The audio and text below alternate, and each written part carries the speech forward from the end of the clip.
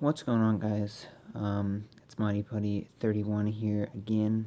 I thought I'd wear this today, and this again seemed pretty fitting with the shocking news today to come out of the hockey world that PK Subban got traded from the Canadiens in exchange for Shea Weber, who was the captain, actually, of the Nashville Predators, straight up. No picks or anything added.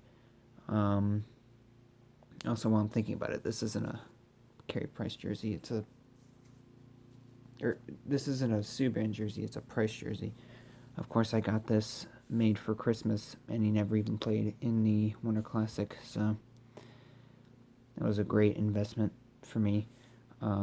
Also, sorry the lighting is inevitably going to be terrible for this video. In and out of being dark and being light.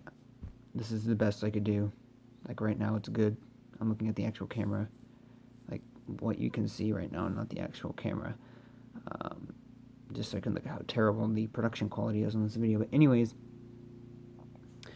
I just wanted to kind of offer up my thoughts. I didn't see this coming at all. We kind of got rickrolled at the draft when GM said, PK Subban, there's no trade talks or anything like that. He's good. He will be a Canadian for the foreseeable future.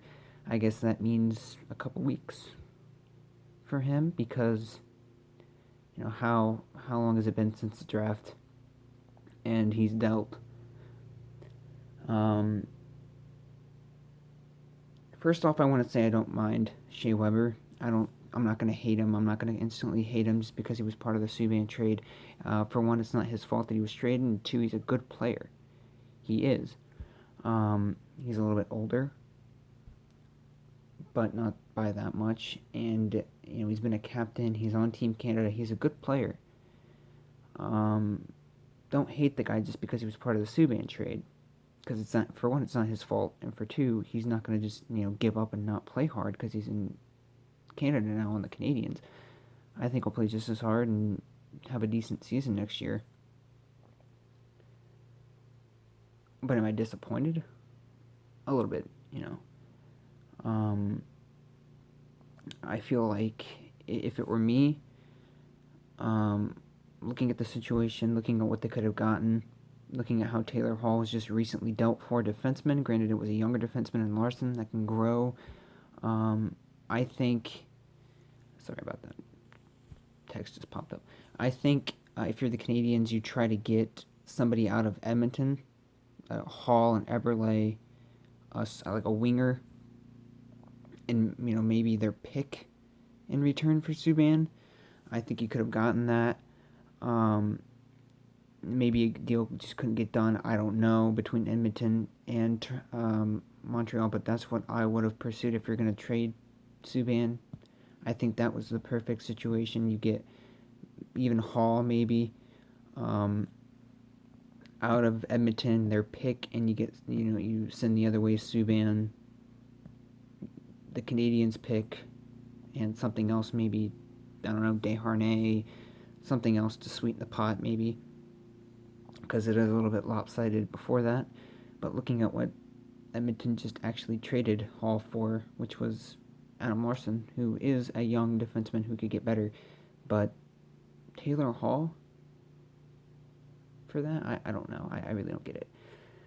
But I think the thing that sucks the most about this, it's really similar to the thing I made my first video on, Derrick Rose in Chicago. That's really what Subban was for Montreal. Even more so because Subban was actually involved in the community a lot. He did a lot for the hospitals there. I was at physical therapy when I learned this, actually, because one of the guys that works there talks to me about hockey. And apparently he just had a hospital in Montreal named after him or something like that, which is awkward now. But it's kind of like the Peyton Manning Children's Hospital here when he got moved. Or I guess he didn't get... Did he get moved? I think he just got signed by Denver. I don't remember, but yeah, it's kind of an awkward situation, isn't it? He meant a lot to the city of Montreal. Obviously, I live in Indiana. I'm an outsider looking in. I don't know for sure even how much of the impact he had there, but I know that he did a lot for Montreal. He was really involved in the community, and I think that's really, just like the Derrick Rose trade earlier, from Chicago to New York. I think that's the hardest part of the trade for me, is that all the stuff that he did now is kind of, what's the point, because he's gone now. He does all that to build himself up in the community, only to get moved. I don't know. I for the Derrick Rose video, I had numbers and statistics and everything, because I don't know what I'm talking about with the NBA. So I wanted to sound like I knew what I was talking about a little bit more with numbers. But for this trade, to me, since it's an actual team that I care about and a sport that I care about, numbers don't really matter to me. Just looking at it as a trade, does it make sense? For me, not necessarily. I don't really get what they're going for. Do I hate the trade for what it's worth? Not necessarily. Obviously, we haven't seen Weber play a game in a Canadiens jersey yet, so I don't know how he'll play for us. Maybe it'll be fantastic. Maybe we'll win 20 games in a row at the beginning of the season, and Price will actually not get injured, and we'll ride that momentum, and we'll do really well this year. Maybe not. Maybe he sucks. Maybe he has the worst season he's ever had, even including his rookie year, and he's terrible. Maybe he gets injured. You never know. But maybe that happens to PK too. I don't want to say it's a crapshoot trade, because the Derrick Rose trade was a crapshoot trade for me.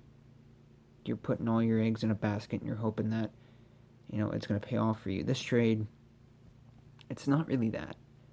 It's kind of just a 1-for-1, we're going a different direction. And, I don't know. I was sad when I first heard. I was confused. I felt like it was either the draft or nothing for a trade for Subban. And when he didn't get dealt at the draft, I was like, well, thank God he's going to be here. We don't have to worry about the trade rumors anymore. And then he actually got dealt. Am I gonna lose sleep over it? Probably not. Am I gonna care as much as other people have? Probably not. Am I gonna abandon the team and go cheer for, I don't know, Toronto? No. But this is the first time, as like a fan of a team, that I can remember a trade really, getting to me, and me, I guess, not really understanding it.